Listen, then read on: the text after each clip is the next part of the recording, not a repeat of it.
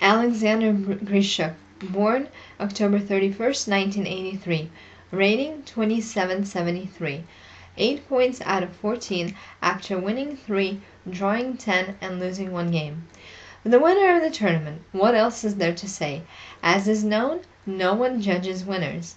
Alexander played creatively, showed good play. Everything was wonderful, but I just can't understand where did all those horrible Tate knots come from. The most interesting ones were in the games Grishuk-Dominguez and the last round game Aragnan-Grishuk. Those kinds of positions are very hard to save on the flag. Respect and congratulations to the Russian Grandmaster. By the way, such almost perfect play in hard conditions is a sign of wonderful form. Ivanchuk's fans will forgive me, but Alexander deserved first place. Of course, the second round robin wasn't led perfectly by him. There were some mistakes.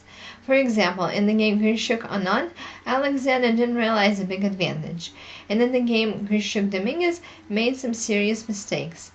But it's impossible to play without some mistakes. And the fact that Alexander didn't have a single win in the second round robin doesn't say anything. Battle was everywhere, and for that we thank him. That way we say that Alexander absolutely deserved to win. By leading the first round robin better than any words can say, Grishuk slowed down a bit for the second half, but that was still enough for first place. Hooray! Vasily Ivanchuk, born March 18, 1969, rating 2779, 8 points out of 14 after winning 2 and drawing 12 games. Tying for first and second place is a great result. I'll be honest, Ivanchuk deserves first place. Symbolically, Vasily became the winner of the tournament by the Berger coefficient. As everyone probably already forgot, in the first round robin, Ivanchuk as a minimum missed a point. Games Ivanchuk-Anand and Ivanchuk-Dominguez. So the Ukrainian Super Grandmaster finished with big room for error, so to say, since he was the only participant to finish without a loss, and that says a lot. Looks like the tactic that Vasily used was to completely condense the position. A good example of that is the game Grishuk-Ivanchuk. So what kept him from getting first place? No matter how strange it might sound, lack of aggression, more active chess, maybe even more thirst for a win. He needed just a bit more, and maybe luck, without which it's very hard to win anything. In any case, we congratulate the Ukrainian Grandmaster with a great result. Magnus Carlsen, born November 30th, 1990, rating 2776, 7.5 out of 14 points after winning 3, drawing 9, and losing 2 games. The last in the top 3. Of course, the main hero of the second round robin, which he led beautifully. Every game was interesting, a commentator's dream. Especially powerful was the win against the winner of the tournament, Grishuk, and a good win in the dragon variation in the game Dominguez-Carlsen. But at the same time, there were solar eclipses, Carlsen-Aragnan, Carlsen-Wang Yu, Carlsen-Rajabov. Besides, they were hardly explicable. The last listed game didn't let Carlsen, with the result of the last round, get first place. What can I say? Simply unlucky, that's all. All in all, Magnus can record this tournament, especially the second half, into achievements, if not by result, then definitely by creativity. Vishy Anand, born December 11th, 1969, rating 2791, 7 points out of 14 after winning 2, losing 2, and drawing 10 games. Fourth place, 50%. What can I say here? Not much. In the overview of the first half of the tournament, I wrote that the world champion doesn't have enough stability. In the second round robin, Anand showed 100% stability, though there were no wins. But he could have lost in the game Grishuk-Anand. The 50% result is logical with the play. There weren't any interesting moments. Maybe only in the first half the game Anand-Rajava was a very good game. Well, we'll wait for champion-like play of the Indian Grandmaster in other tournaments. Now let's move into the minus category. Honestly speaking, I don't know who to put in next. If we count the number of wins, Aragnan should be 5th. But then how do we divide Wang Yu and Rajabov? They have the same number of wins. So I won't reinvent the wheel and just set up the order given on the official side of the tournament. and let the participants forgive me if I made a mistake. Timur Rajabov, born March 12, 1987, rating 2761. 6.5 out of 14 points after winning 1, losing 2, and drawing 11 games. Tied for 5th through 7th place. If not the first round robin, really, the first round robin seriously affected Timur's ending result.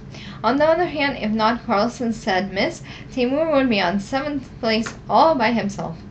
Though probably the biggest reason for such bad result is the loss in the first round in his classic opening to the world champion. If everything worked out differently and the spirit was different, the motivation would have been different too. On the other hand, Rajabov did manage to get in one shot, Rajabov Aranyan. But there was much more mistakes and misses. Well, losses happen. The black line will pass. We'll get to the white one. Let's wish Timur to recover quickly and get back to his highest level of play.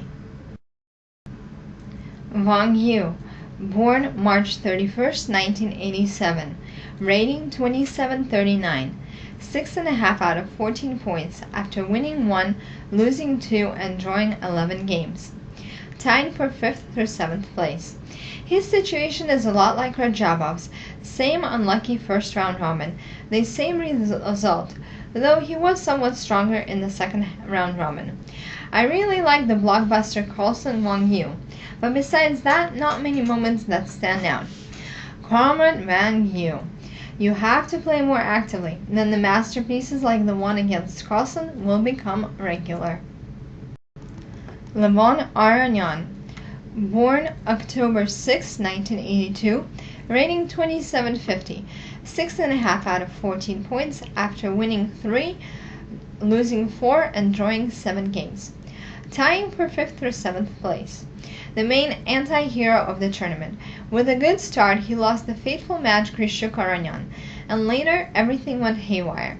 The game just wasn't happening. But I want to say thank you to Levon. Just look at the numbers. 7 games that ended with a result. Chess with a lot of battle. That's the result. Well, there are flights and there are falls. I really hope that Levon will win the next tournament with the same result-bringing game. Linares Dominguez, born September 23, 1983, rating 2717, 6 out of 14 points after losing 2 and drawing 12 games. 8th place, what can I say? I will quote myself. The new face of the elite isn't playing his best chess here. It's possible that he's still having a hard time battling at such a level with so much pressure.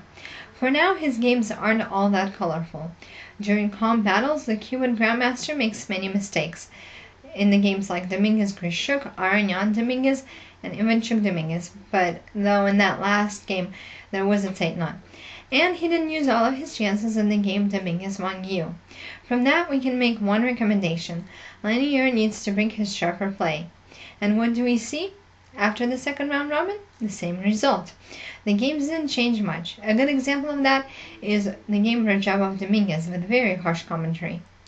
But there was also the very interesting game Dominguez Carlsen. I was very pleased after looking at it. Dominguez has a lot ahead of him. His life is only starting. I really wish him new wins and beautiful games. So that was a short summary about each player individually. I remind you that this is my own opinion. I want to turn the audience's attention to the second video about the Super Tournament in Linares. It has some of the very interesting statistics of the tournament. The material for those videos was provided by ChessBook.com and presented to you by Scober Chess. Thank you very much for your attention. Have a good day.